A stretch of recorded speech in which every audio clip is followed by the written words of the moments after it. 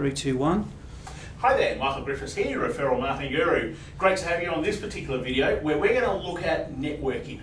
So as business owners, we go to networking events. That's how we grow our network. That's how we meet new people. That's how we get new opportunities.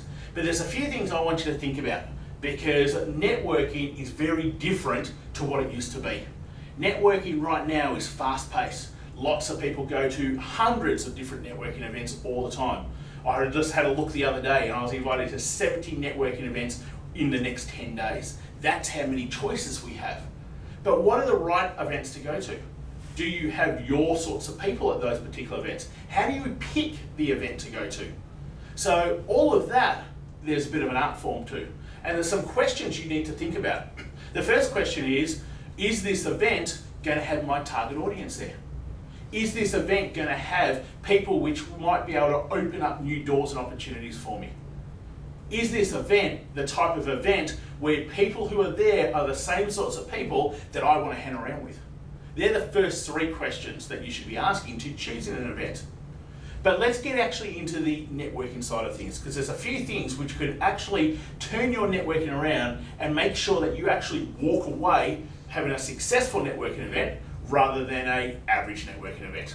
So what's an average networking event? Well, to me, it's talking to 2 or 3 people, it's staying around the same people, and you walk away after 90 minutes going, that was nice, but what happened? Nothing. A great networking event, you pretty much get to meet the whole room, you know the next 5 or 6 people that you're going to have meetings with in the coming fortnight, and over the course of the next few months, you're actually going to generate probably 5 figures worth of sales from that event. Not bad. That's the sort of networking events I want to go to more often. So let's look at the traditional way of networking. We turn up and what do? So what do? And that person goes blah, blah, blah, blah, blah for 5-10 minutes. Then they say, well, what do? And they go blah, blah, blah, blah, blah for the next 5 or 10 minutes. We've just wasted 20 minutes. How about we actually change the way we introduce ourselves? So I'm always big on, I need to know what the other person does before I even speak.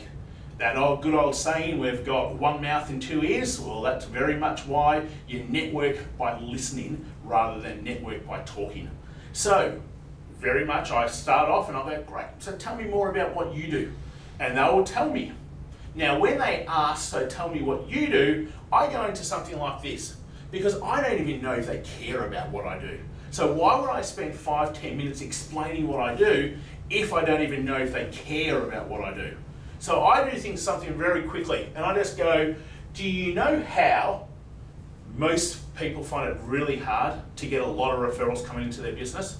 So I've inserted the problem. Well, what I do is walk people through teaching them step by step how to generate referrals daily. Now, if they don't say these magic words, how do you do that? I'm ready to move on because they're not interested. If someone says, oh wow, how do you do that? They've just given me permission now to actually explain my business. See, and that's the thing that most people get. They go, when someone says, so tell me more about your business, they think they've just been given permission to pretty much go through everything that their business is about.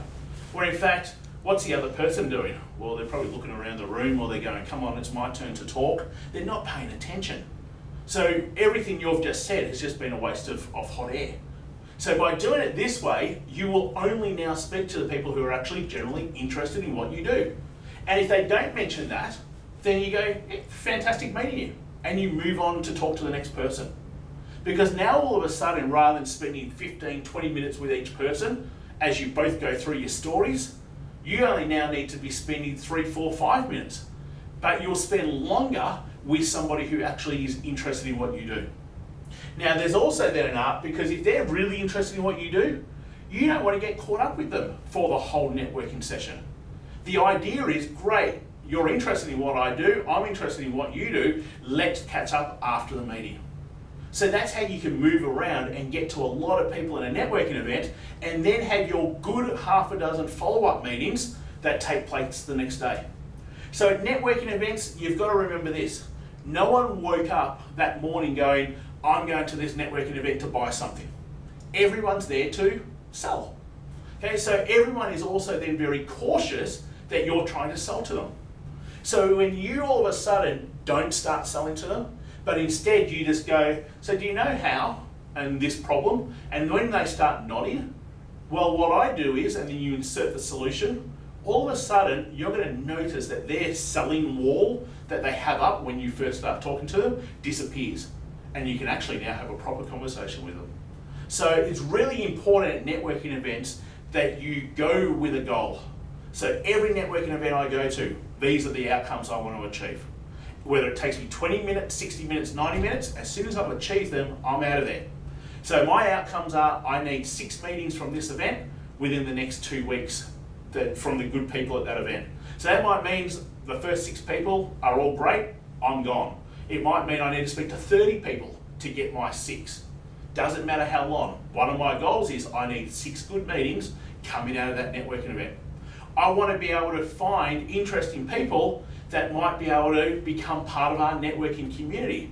Doesn't mean that we need to sell them anything, doesn't mean we need to buy anything, but we can introduce them to other people in our community. So that's always another goal of mine when I go to networking events. How can I introduce them to other people in my community?